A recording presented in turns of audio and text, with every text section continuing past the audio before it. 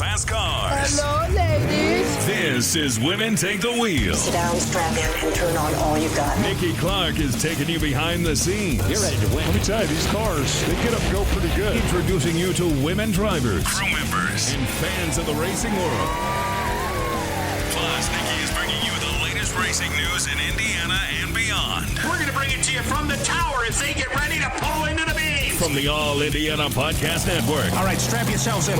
Getting off the track and in your ears. This is Women Take the Wheel. Come on, baby. With your host, Here we go. Nikki Clark. Hi, I'm Nikki Clark, your host for Women Take the Wheel, here on the All Indiana Podcast Network. On this episode, you'll get to know more about NHRA top field driver Jasmine Salinas. Jasmine and I had a great conversation covering so many aspects of her career, including the valuable lessons she's learned over the years from her dad, Mike Salinas, what it's like getting back in the driver's seat after a massive A-field dragster crash, her journey this year into the top field ranks, and the camaraderie among the women drivers in the NHRA. Stay tuned.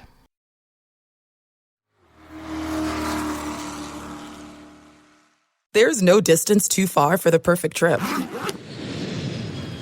Hi, checking in for... Or the perfect table. Hey, where are you? Coming. And when you get access to Resi Priority Notify with your Amex Platinum card... Hey, this looks amazing. I'm so glad you made it.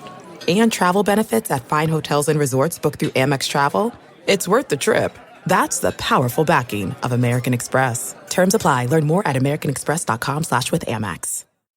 When it comes to hiring, don't go searching for the one. Just meet your match with Indeed. If you need to hire, you need Indeed. Indeed is your matching and hiring platform with over 350 million global monthly visitors, according to Indeed data, and a matching engine that helps you find quality candidates fast. And listeners of this show will get a $75 sponsored job credit to get your jobs more visibility at Indeed.com/match.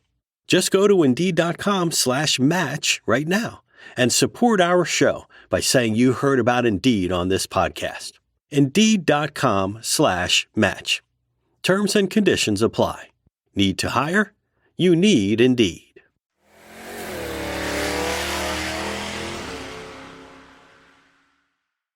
And welcome to another Women Take the Wheel. And I'm so excited today to have Jasmine Salinas with me, top field driver. How are you doing today? Good. How are you doing? I am wonderful. I get to talk drag racing, so I am always happy. And we have finally connected. I know I've wanted to talk to you for so long, and both of our schedules have been off. So I'm so glad we finally get to talk about you. I know. I'm very excited to finally get to do this with you as well.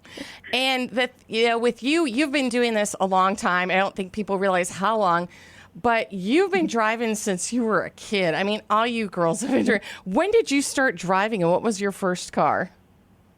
I started racing Junior Dragsters when I was 14. So I think compared to some of the people out here, that's considered old, but I don't know. It was perfect time for me. I felt it was great because I didn't even have my driver's license. And I actually got my driver's license a year later than everybody else because I wanted to wait for my sister. So I was not driving anything else except my Junior Dragsters. So that was pretty awesome. That is cool. And I bet you don't even remember this, but back in, I think it was 13, 14, that the sports company I worked for, Ford Sports Marketing, we actually worked with your family. Mm-hmm. So I have pictures of you back strapping in your dad and when the Lagana boys worked for you, I mean, with the orange dragster. And the thing that struck me is you guys are family. The first thing I think of when I see scrappers is family. And it's all girls and you all race. I mean, did you guys all race as kids? Yeah, we did. Because my dad started racing. He was the one that really got us all into it. And so he started racing in the Nostalgia Series at our local tracks in Sacramento and Bakersfield. And we were kind of just, we'd go to the racetrack every weekend with him. He'd teach us what to do. But for the most part, we were kind of just running wild around the racetrack with the other kids, really knowing what to do. And so I think he wanted to get us a little more structured and involved. So that's when he introduced us to the Junior Dragsters. And he asked, he's like, do you guys want, is this something you want to do? And it was nice because he gave us the option to decide. And I know there's, I've heard that a lot of kids don't really get the option to, especially if they're racing families. They're kind of just something that they're put into. And so I really appreciate that, he said, if one of us wanted to do it, that's fine. If all of us want to do it, that's great. And, of course, all four of us were like, yeah, of course we want to do, what our dad's doing. So we all had our own Junior Dragsters.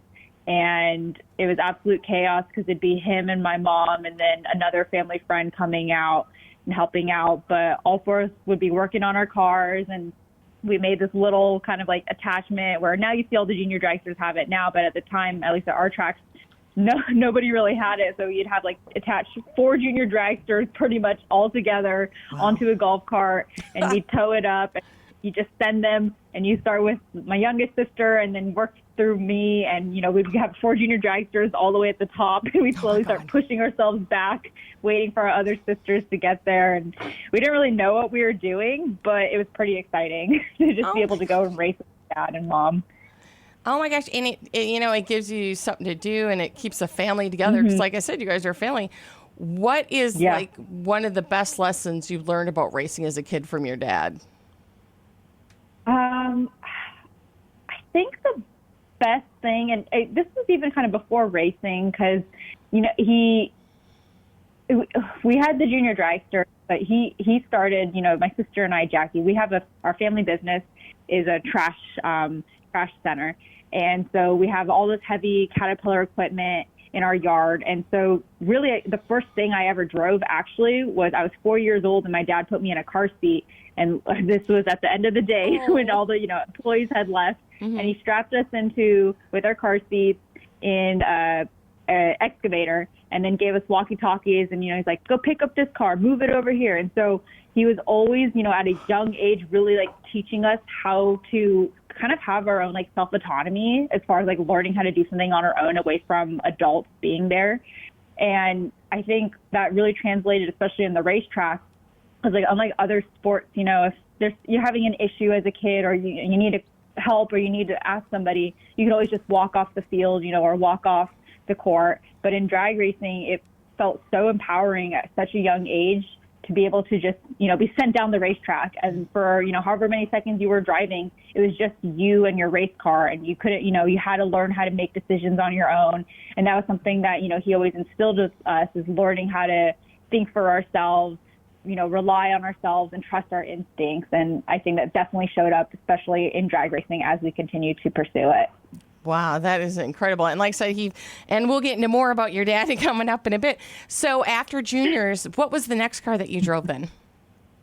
So after juniors, I was convinced that, I was going to be racing the rest of my life every single weekend. I was looking at colleges near, racetracks. I was like, the only racetracks I knew were Bakersfield and Sacramento. So I was like, okay, I guess I'm going to college in Bakersfield or Sacramento, and or Sonoma.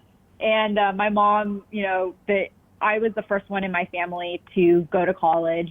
My mom was first generation American. And so going to college and focusing on that was something that was really big in our family. And so my mom said, racing will always be there. Focus on school, and get something, to go explore and study and make sure you can get a job after. Yeah. Because racing's not going to pay the bills. Oh, yeah. And so I was very lucky that, they had me go and focus on college. So I was out of a car and didn't race anything for over 10 years. And it wasn't until my dad started to really get more involved full time with Top Fuel, professionally racing. I think in 2018 or 2017 is kind of when he started rebuilding everything again. Cause he'd come out in like 2011, like a year after I graduated high school, but was, kind of just part time. And we were all trying to figure out everything and how you go Top Fuel racing. So, I think around like 2017, 2018 is when he kind of really got back into it. And around that time, I'd already graduated college and I was working at a job, and I was like, this isn't really, I'm not really excited waking up every single day. And, I've been there. Racing always kind of was in the back of my mind. And so I had asked my dad, I was like, can I be involved in the race team. I'll work in the office. I'll do, learn billing and learn everything about, the race team and how you make it run every single day. And so they had me in there doing that. And at the time, our office was in San Jose, California, and our shop was in San Jose. And so I was in there, and by the end of the year, I went from doing billing and filing paperwork to rebuilding superchargers and learning how to work on the car with the other race team. And then the following year, I started traveling with the team and, setting up and tearing down the pits and doing everything, floaters, washing parts. And I loved learning every single aspect of the car and getting to turn it around, and the adrenaline of building this machine that was sending, another human in it. And I think that second layer of getting to be really involved with the car and the team kind of rekindled my desire to be like, okay, I want to stop building these things and I actually want to drive these things. And so I think it was 2018 is when I decided we went to go get my Super Comp license with Frank Hawley, which was really great because, I'd been out of a car for so long. I basically had zero racing experience, I would say. And so getting to do the licensing course with him and hearing, all the insights that he has for any racers, regardless of what level you're in. My dad even showed up and attended the class that I was, and he learned a lot. But yeah, I did my Super Comp license, and then I spent a year licensing and testing and learning the ropes of top alcohol dragster, because I was told that's the stepping stone for top fuel, and I knew that was what I wanted to ultimately do. Yes, and I've watched you in top alcohol, and what I'd love about the top alcohol class is that it's a great class for women. And I even have pictures of you, at Indy where it was like the finals, and it was semifinals. It was 3 girls in the semifinals, yeah. And I'm like, this is what I love about this class. And of course, I just love top alcohol. But yeah, that also brings me into, I just think you're one of the bravest people, because I watched this happen. It just terrified me, and you walked away. Your crash in Gainesville, I mean, yeah. I felt like, I'm like, oh my God, how do you come back from that? But you were just like, you came back even more fierce after that. What was that like, going through that? Thank you. I appreciate that you said that. You thought I appeared fierce, because to be honest, that was probably the hardest thing I've ever had to do in my entire life, was get back in that race car and keep hitting the gas over and over again. I was definitely, every time I showed up to the track, felt sick trying to get back in. I was crying in my helmet, for 2 minutes, I'd shut everything off. And I think that was a really, really powerful thing that I learned from that crash, was learning how to compartmentalize my emotions and focus on, the task at hand and my goals and what I needed to do, and thinking about, the greater picture, that there's a whole team relying on me to get the job done. And, after I pulled my parachutes and everything was done, then I could cry and let it all out and, stay with my emotions. But that was something really big that I really learned and grew from. But it was so challenging and so scary. And I think, when we got back from Florida after my crash, my dad and mom, we had a family meeting, and they sat me down and they said, look, nobody would ever, judge you for not getting back in the race car. There's, the people that have been out here racing way longer than you, have never even crashed. And, they would say, they would never, nobody would ever pass judgment on you. They're like, but what do you want to do? And I said, I thought about it, and I was like, let me think about it. But I eventually came back and told them, I was like, I have to get back in this race car. I can't let the car win. I can't let my fear win. And I think the other side too of it was, I was still so new and young in my career, and I felt that there's still so much more that I had to accomplish. And so I think really the driving motivator for me getting back in the car was really just to prove myself right, that, I was so much more better than this, that I could, achieve so much more, and also not let something like that hold me back. And I think, what was that, 2021, and now we're several years later, and, I achieved so much more than I ever imagined I would the following years after that. But I think what that crash really taught me was, just because something's scary or it makes you uncomfortable that doesn't mean that when you walk away, if anything, that's really when you go and jump right in and go after it, because you're going to figure out, who you are on the other side of that. And now real quick then, talking about crashes, was it scarier when you crashed, or was it scarier to watch your sister crash on her bike? Oh, good one. Absolutely 100% watching my sister crash. I think since, she's crashed on a motorcycle and I've crashed my race car, we talk about this all the time, but I think something that kind of gets overlooked when motorcycles crash, you're watching what's happening to the other human. When a race car crashes, you're kind of just watching the car, and for the most part, you can't physically see what's happening to the human. And so that element, on top of just knowing it's my younger sister, and my mom and dad are up there and trying to, stay calm and collected and also not panic. You never want to see family crash ever. But it's definitely made us both a lot stronger and I think smarter racers. That is I never thought about it that way. I just know that I've asked my top field drivers, they're like, yeah, I never drive bike. I don't fall out of my car, but you're right. You're watching the actual person. And same thing, your dad just, raised some badasses, because same thing. She was just like, she was pissed. I'm like, it came across, but you guys are tough. You guys are so tough.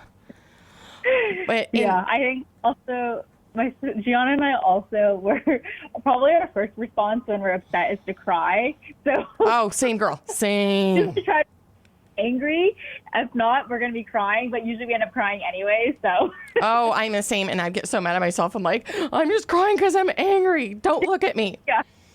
Yeah. Come on. And how is it to go through this whole experience having your sister right there? I mean, I imagine that's got to be pretty cool. Oh, absolutely.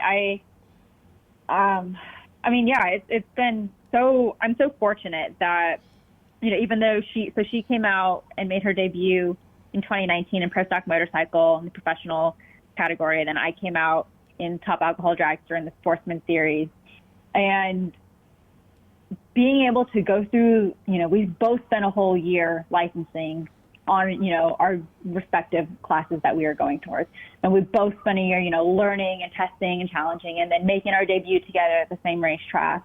And then going through these highs and lows, both having crashes, both, we always knowing that there's somebody else that's going through what you're going through and has experienced it already, that when you're having a really bad day at the track, because with racing, it's usually, more challenging days than winning days, but having that other person there to kind of be your voice of reason or your little cheerleader when, you've gone through all your confidence and your self-doubt's really pouring in, just having your sister there. They know you better than you know yourself sometimes. And I've been so grateful to be able to go through this experience with her. And then now this year, with my dad not being at the racetrack, it has just been her and I majority of this race season. And so we've even really leaned on each other even more for support and really made sure that we continue to be there and support each other. And we're really grateful to have that support system. Gotcha. And then let's go into the top field part of that. So, like I said, I believe you did it the right way. Like, you guys, you spent how many test sessions? Like, you just didn't test, jump in the car, get your license, whatever. You spent some time, you worked at. What was that first experience of pushing that gas pedal at top fuel like? Oh, it was the first time I think it was right before licensing, and the first time I was going to do it, and I was talking with Austin Prock, and Austin kind of said something to me, and he's like, you either have it or you don't, but you'll figure it out tomorrow when you're going to hit the gas. Yeah. So I was like, holy cow. Okay. So I made a little reminder for, 7 a.m. on my phone to pop up. It's like, you either got it or you don't. Let's figure it out today. And so as I was going to hit the gas, I said that to myself, and I was like, okay, you either got it or you don't. You're either going to get scared and close your eyes and not have it, and that's fine because most people can't, or you're going to figure it out if you do. And we hit the gas, and the power that these race cars have is so beyond, most people can't comprehend it. And even me driving it, I've had my 11th race now, done some licensing, test sessions. I'm still trying to be able to describe the feeling and sensation of it. But it's so incredibly powerful because not only are you feeling it in your body physically and the G-forces, but your mind. That's, for me, that's been a huge thing, is just realizing, okay, my body can catch up and my body kind of goes with it, but getting my mind to catch up to these kind of speeds is wild. Like, humans aren't meant to be processing information this fast. And yet, over time, as we continue doing it, our brains are going to catch up. But it was the most exhilarating and exciting experience I've ever had hitting the gas for the first time. And, that feeling still hasn't changed. Every single time I hit the gas, it still feels like that. And I hope I never lose that feeling. I love it. I'm like, yeah, you stay in there. I don't think I want to experience that. But yeah, I'm just like, everybody knows I do PR. I don't drive. Just see me on the golf cart. So now this year you made your debut a little bit earlier than you wanted to. Mm-hmm. Was that a little bit stressful to all of a sudden it's like, oh, I'm doing this now? Was that stressful at all, or were you like, I'm ready? No, I was 100% felt unprepared, did not feel ready. I had stopped racing A field the year before, about halfway through the season. So the Indy Nationals. And so I had maybe, 8 races left. And I just sat out. So I had been out of a car for 9 months, had not hit the gas on anything. And then the first thing I was getting back into was a top fuel car. Oh, wow. Yeah. So that was incredibly intimidating. And then on top of that, there was the whole element of just, making sure that my dad was doing better and was going to recover. And then we had a big sponsor for that race weekend with a lot of the sponsors and guests coming out. And so it was a huge weekend for our race team, for our family. And honestly, I people ask me about the Pomona race where I made my debut, and I don't remember much because I was pretty much on autopilot, just trying to focus on trying to get through the weekend. And it wasn't until I think a couple races after where I could kind of like settle in and, let my emotions come in and start to really enjoy what I was doing. But yeah, Pomona was an absolute mad dash. And the only reason any of it came together was honestly because of our crew that we have. Our guys really came together. So everything was so last minute as far as getting me fitted for the car, rearranging everything around me. But everybody came together. They all, shared how, confident they were in me and made me feel that I can jump in a car and do this.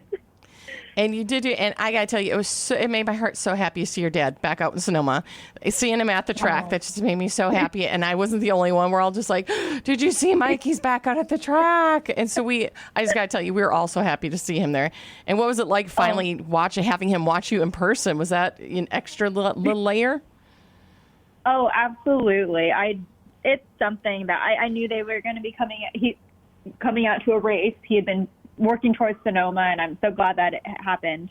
I'm also very glad that I had several races to kind of get under my belt to really get my comfort in the car for the race team, all of us to come together and have our little routines going. So it was nice to really show up and have him see, all these races later, all these months that he's been missing out, show him, the progress that we've made, show him my comfort levels in the car. And then just knowing, my mom and dad are standing on the starting line watching me race. They never missed a single race, minus our regional races. But I only had a couple of those in A field. But other than that, at every national event, they were always on the starting line, always had my mom there to hug me. And this year, I didn't have any of that. And so finally getting that comfort, being able to show them like, hey, look, I hope I'm making you proud. Let's watch me race your race car, And so that was really, really incredible. And they're hoping to come out to a couple more races this year. So I'm pretty excited. Good. And so we asked your advice earlier about life advice and that, but what tips did he give you that really helped you behind the wheel of a top field dragster? Like, did he give you like some little snippets, be like, hey, when you're driving this thing, here's what to know?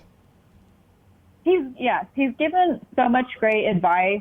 I think, again, the biggest lesson that he just reminded me was that finding a balance between feeling confident, but then also respecting the race cars. Yeah, I mean, I think, obviously I carry a lot of that with me from my crash, but everybody says that top alcohol is a stepping stone into top fuel. From the outside, the procedures look the same. And, in theory, you look at the miles per hour and, it's only going maybe, 20, 30 miles per hour faster. So it doesn't seem that far off. But when you hit the gas in one of these top fuel cars and then your clutch kicks in a little around half track for you and you get a whole second lift, these cars are the only thing where in drag racing where they continue pulling. A fuel cars, pro stock bike, pro stock cars, everything kind of, settles down around half track. And so you have time to sit around and think. These cars are so otherworldly, and stepping into a top fuel car from A fuel truly felt like I was, a whole universe away. A fuel felt very black and white, and, you kind of get the hang of things. This top fuel car, there's colors and senses and experiences where I'm like, I didn't even know these things existed. And so much of that has to do with, getting your mind caught up to these kind of speeds. And I think there's this element where you start doing something like hitting the gas in a top fuel car and realizing, okay, I can do this. And finding that balance of not letting, any overconfidence get in the way. And, you have to have this good relationship with your race car, but you also have to respect it, because one minute you can be doing something and, making a bunch of really good straight laps. And the next thing you know, these cars can turn on you and make you look really dumb really fast. And I'm learning that every single time I'm at the track. But I think it's just mostly just, respecting the power and not letting you as a driver think that, you're really in control. And something else I love about you is that and it's the whole kind of top fuel class, the women in there, is the camaraderie that you all have. Like, you and Travis are like best friends. And a couple weeks ago, I loved it. The fact that you, Julie, and Ida were all out, like, you guys are working out together and everything here in town. I mean, how fun is that? Yeah, it's really great. I guess I'm still new to the top fuel class, so I'm still learning, learning the ropes and everything. But I think that was definitely an element that I loved in top alcohol dragster, was how we were competitive at the track, but there was still this sense of community that we all tried to build away from the racetrack. And I think, now that we are all slowly making our ways up into top fuel, that's something that we are trying to bring out more and, continue building each other up and being, each other's cheerleaders. And we're all in this together. And, at the end of the day, we are competing against each other, but always having another person out there and joining the class, that's always what you want. You want more drivers out there. You want more people to feel that they can be a part of that class and find a place for themselves there. And you're so lucky, because I'm like, I can't talk shop with any of my girlfriends. They don't even have any idea what I do here at the TV station. But I'm like, you get to, you drive a top fuel machine and you can go to the other girls like, oh my gosh, can you, how great is that? Yeah, it's so, I love that. I really, really love that. And I always say how fortunate and lucky I am to be able to do this sport, to be able to participate in drag racing. It is a male-dominated sport, but we still also have, plenty of women out here competing and also succeeding. And so knowing, if I need somebody to go braid my hair, I know there's always going to be another woman out there that can go and do that for me, or for other women, Brittany the other, a couple races ago, she's like, you know how to braid hair? I'm like, yeah, because I braided it right before a race on Sunday. And she's like, okay, I need to come to you because I don't know how to braid my hair. And I was like, all these little things where it's like, or, if there's things that we're struggling in the car that other men that, are, 6 feet tall aren't going to understand what, shorter women are experiencing. But we have, the more women that are coming into this class, it's created more of a space where we're not just showing up, but we're feeling that there's a place for us here to belong and thrive in. And I love that so much. And we want to all keep building that up and creating that space for more women to come in and, just all hang out together and support each other. That's my favorite things about NHRA is because you don't see as many women out there together as you do, NASCAR and IndyCar. So this is one of the things I love about NHRA. So, and moving on too, because I love, you also have an amazing social presence. And at the end, we'll let you get in where to find everything. But you guys have the best, great videos, great pictures, and I understand that's a team thing too between you and your sister and everything. So our youngest sister, Janae, she handles our race team's social media and the websites and then merch design.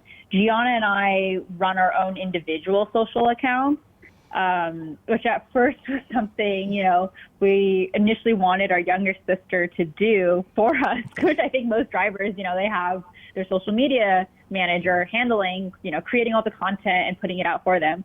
But I'm actually really glad that, Janae told us, early on, she's like, no, you guys need to do it yourselves. One, I think because she probably didn't want to take on all that work.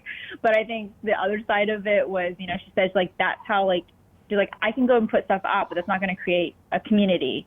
She's like, you are the only ones that, know yourselves better than anyone else. So you guys are the ones that have to create the community. And so a lot of it was just trial and error and doing different things and playing around. And it's been really exciting. And I have a lot of fun with my social media, getting to put content out because, like I said, I think it's just an extra little layer of myself that sometimes I feel doesn't get to be seen at the racetrack or obviously wouldn't get shown, on TV. So it's just an extra layer where anybody that is interested in racing or motorsports or, what it's like to be, a woman driving a race with her family racing every weekend. It's all these different little side stories that get missed. And I think social media is a great way to showcase that, but then also build community and connect with other people, both within the sport and outside of it. 100% agree. I'm like, I just want to be like Family Feud. Good answer. Because I'm like, you do. Nobody knows you better than you. And like I said, it's giving fans an insight that they might not get. I just can't tell you how I feel. And then one other thing to bring up too is you had a documentary made about you that didn't it win awards if I'm not mistaken? Yeah, that was some of my coworkers. I used to work at a design firm in San Francisco called IDEO, and a really incredible firm and a lot of great creative people working there. And there was a couple people in film that I had done a share at work talking about my side weekend hobby, which was drag racing. And they were so intrigued and immediately wanted to do some filming. And so we came up with some ideas and they're like, we just want to do a quick little doc, more for fun, something for you to have. And we'll just see what happens with it. And so we had some fun kind of like filming and figuring out what the storyline was going to be. And then they said they were going to submit it to some film festivals and just see what happens. And it ended up getting accepted into, I think, 6 or 7 film festivals, including the International Motorsport Film Festival, which is really big festival, and they hold the award ceremony in London. And so we were selected as one of the finalists for that as well. So that was pretty exciting and cool to, even see that other people were interested in that story and getting to display the video all over the country and even internationally. Well, and that goes along the line of, what all the racers are trying to do is to introduce racing to different audiences, people who might not know. So, thank you, because there are a lot of people out there now who are like, oh, I didn't know what drag racing was, and you are a part of that. Mm-hmm. Yeah. And I think especially now, like within the, past couple of years, it feels that motorsports is really having a moment. And I think a lot of that thanks to the Drive to Survive Netflix series with F1 and then NASCAR becoming really popular through social media. And so I think there is this real desire from people who aren't, gearheads or aren't, car fans, but they're interested in motorsports and then finding, discovering that there is something like drag racing where it's not getting that much attention. But I think it's slowly getting there. And I think more and more people are starting to see it. And I think, utilizing social media and our platforms has been one way where a lot of people, that have become fans of the sport, I've met, through social media, and they said they had no idea about it, but now they're obsessed and love it, and they, pick it over NASCAR any day. So that's always something that I love to hear. Oh, no, heck yes. We were just having that conversation the other day. Drag racing, you can sit in the stands and see the entire race. You can come and go as you want, whereas like NASCAR, you can't see what's on the other side of the track. So I'm like, NHRA, you get it all in one swoop. There's no like missing anything. You can see it all. Yeah, and the fact that they get to come meet you. Exactly. And that's another element of it that I love. And we just had Tony Brightinger, who races over on the ARCA series. And she has she's done really, really well with her social media, and she's a Victoria's Secret model, and she's doing really well on, that element. And she came over to a drag race with us in Charlotte, 4-wide, earlier this year. And she was even blown away by just how accessible it was. And she was saying, if she wants to have anybody come over for her races, or if she's going over to the NASCAR races, that all the different badges and levels. And she really fell in love with how accessible the sport is and how welcoming it was. And so hearing something like that from another, racer that's also in another form of motorsport, really appreciating what drag racing does, I think that really spoke volumes. Oh, it does. I was just at the Brickyard 400 here in Indianapolis, and it's like fans really, unless you get like extra pass, you can't go anywhere. So the drivers just get mobbed at Gasoline Alley. Whereas like, I'm like, oh, NHRA, you can just go up their trailer and get it. You don't have to stand in line and mob the trail, I love it. Okay, so we're going to wrap this up by asking my favorite questions. So, kind of a little rapid fire. What is your favorite track? I think I know the answer, but I'm still going to ask. Gosh, that's hard. Favorite tracks for different reasons. You can have more than one. I'll let you have more than one. Okay. Well, okay. I'll keep it down to 3. Sonoma, Charlotte, and Vegas. Oh, I'm with you on this. I love Sonoma, but that's only because I drink wine. I think maybe too. And Charlotte, they just treat you so well there. Your favorite race memory? I think my first win in Top Alcohol Dragster. That was a good one. And where was that at? That was at Gainesville, exactly a year after my crash in Gainesville. That is crazy. I love that full circle moment. I love Gainesville track too, just for that too. And what advice would you have for other girls and women who look up to you who want to get into the sport of drag racing? Meet as many people as possible. I'm very shy and introverted, but if there's something that you really, really want to be a part of, then, show up as yourself, first of all, but don't also, let anything like being shy or scared or embarrassed or not knowing anything hold you back from wanting to participate. There will be people out there that will want to help you out. Don't be afraid to ask the dumb questions, because there are no dumb questions. That's how I went from, filing papers to getting to be taught how to work on a race car, was asking all the dumb questions. And so there's a space for everybody here, and just figuring out what you want to do and how you want to be a part of. Just meet as many people as possible. I love it. And tell everybody now where they can follow your journey and on social media, on Instagram, Facebook, all that good stuff. Well, Instagram is where I'm most active at, and this handle will be the same across all my other social media platforms. But my Instagram handle is Jasmine Salinas, and I'll spell that for you because I had to play a little bit with it. It's JASSALINASS. Perfect. Yeah. And then we also have scrappersracing.com, where we can also find you and learn more about the family of racing. So thank you so much again for doing this for me and making time for me. It's an absolute pleasure to hear from you and hear your story. And I think a lot of people will see a lot of good in this. So thank you so much. Thank you. I appreciate the time, Nikki. I'm so glad we finally got to do this.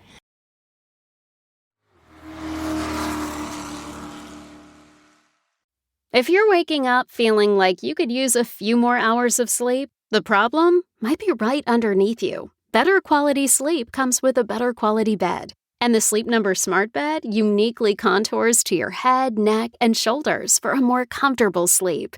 It's a total game changer. All night long, you can count on your Sleep Number Smart Bed to automatically respond and adjust to your movements so that you can sleep comfortably all night long. which feels amazing after a tough workout. You can even get personalized insights about your sleeping habits to help you sleep better. It's like having a coach for your best sleep. And now during Sleep Number's biggest sale of the year, save 50% on the Sleep Number limited edition smart bed, plus special financing for a limited time. Only at a Sleep Number store or sleepnumber.com. Sleep Number, official sleep and wellness partner of the NFL. See store for details. This podcast is brought to you by eHarmony, the dating app to find someone you can be yourself with. Why doesn't eHarmony allow copy and paste in first messages? Because you are unique, and your conversations should reflect that. eHarmony wants you to find someone who will get you. How are you going to know who gets you if people send you the same generic conversation starters they message everyone else? Conversations that actually help you get to know each other. Imagine that. Get who gets you on eHarmony. Sign up today.